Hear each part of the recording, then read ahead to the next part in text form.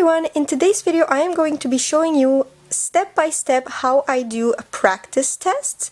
As you can see from the setup, I'm not doing this just for the sake of this video. I am actually preparing for a final exam that will be taking place on Wednesday, so I'm a bit freaking out, but so far so good. The class I'm going to be doing a practice test on is called Strategic Selling, and like I said, my final is going to be on Wednesday. So I've already completed kind of like important things to remember on the slides right here, so that part is done. Now what I'm going to be focusing on is making a practice test so I can take it Tuesday after I come for work, just to make sure that I am ready to go on Wednesday when the actual final will take place. So what you need is a laptop or your printed slides. As you saw from the title of this video, the practice test is just on the slides, not on the textbook. I'm going to be doing a separate video on that, but right now just slides. So all of mine are on my laptop, so that's why I have it here. See, PJs, I'm not making this up. This is real, people, real life. Then what you're going to be needing is a pencil, or I prefer a pen because my answers are going to be in pencil, so pen, and a color of your choosing. I picked this burgundy red one because yeah, and just some pieces of paper, blank right here, and something solid like a book to make it easier to write. And now enough with the blabber, let's try to do this. This is the first time I'm doing it. So I named my file, it's called To Study for Final. So let's click on that. These are all the slides that I have to read. So these are 53 slides each presentation, give or take. And we're just gonna open the first one and see what happens. So now these are the slides. I'm navigating through them using this button, and we're gonna go step by step and do our practice test. Are you with me? Let's get this started. So let's do this.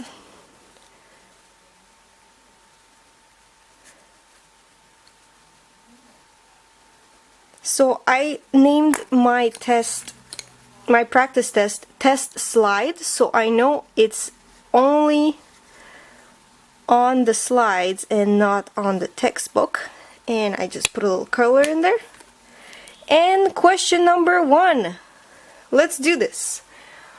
Now going back to the slide, this is it. Key to planning the sales negotiation. A salesperson must add value. Adding value means positioning yourself as a resource, not just a vendor slash supplier. So what I can ask a question in regards to this slide is, you can ask 2 questions. It's really up to you. A salesperson must add value. So that's pretty important. What I would say is turn it into a blank. So a salesperson must add, and then put a little line for yourself so you know it's value. Or what you can do is, adding value means positioning yourself as a resource. So you can just ask, what is key to planning a sales negotiation? Adding value. Or what does adding value mean? It means positioning yourself as a resource. So these are just examples of questions I would ask myself. I chose to formulate my first question as follows.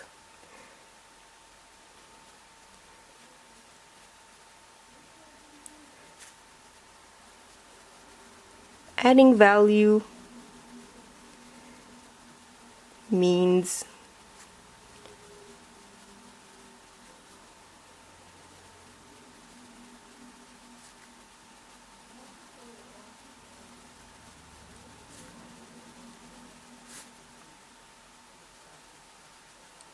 So the first question I wrote for myself is, adding value means positioning yourself as a blank. That is my first question. And we can move on to the next slide. Let's see right here.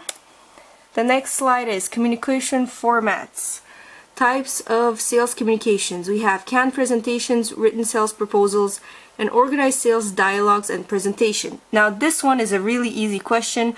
Obviously is, what are the types of sales communications? And you're gonna name all 3. So we're gonna go back to our test, and I'm just gonna focus right here.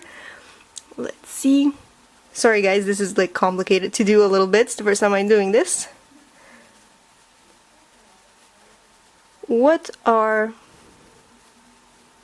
the 3 types of sales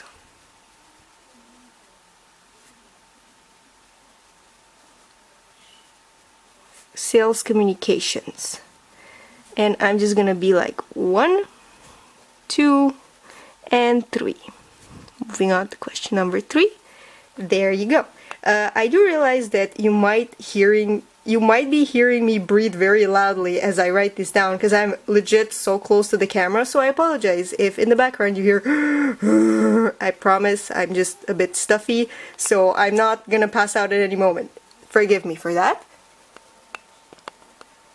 Moving on, this is just written proposal components. So what you need to include in your written proposal: executive summary, customer needs and proposed solution, seller profile, pricing and sales agreement, suggestion, action and timetable.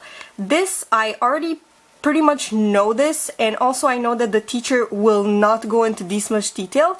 If you want to make a question for yourself, you can say, what are the written proposal components, or name a few written proposal components. Those can also be questions, but just because I know these, I don't really need to ask myself a question. And also I've already done a midterm on this in this class, so I know around what the questions will be, and I know the teacher won't go in this much detail, so I'm just gonna skip this slide. And this is a little tip for you. You don't need to ask a question per slide, because it's gonna be insane. Just to show you, like, this presentation has, I don't know if you can see, 42 slides, and we're just on number 6, so I'm not gonna ask myself 42 questions, like 1 per slide. That's gonna be ridiculous. Based on what you know about the class and how in detail the professor goes, you can, like, pretty much see what would be important, or try to think of it as you're being the teacher. What would you ask the students? I'm gonna just move on. Communication formats, tips for creating effective sales proposals. This I'm just gonna read for myself, but I don't think he's gonna ask that because they're examples.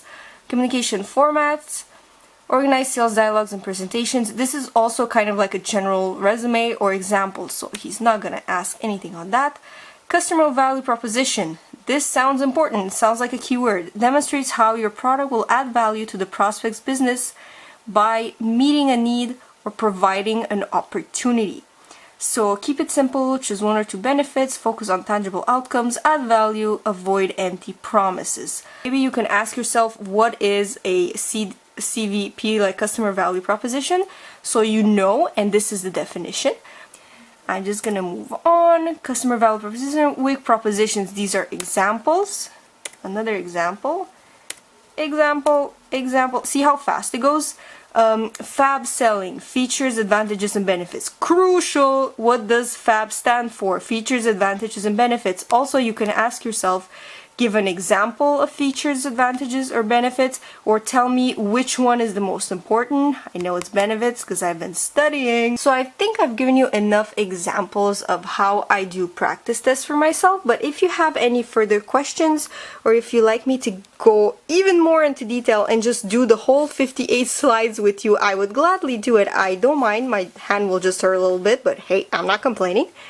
And that's it for my video today, guys. Another strong encouragement to do practice tests for yourself, because they help tremendously and I highly recommend them. And I wish you the best of luck for your finals. Wish me luck for mine. And I will definitely see you in my next video. Don't forget to give this one a thumbs up if you liked it, and subscribe to me if you like what you see. Bye, guys!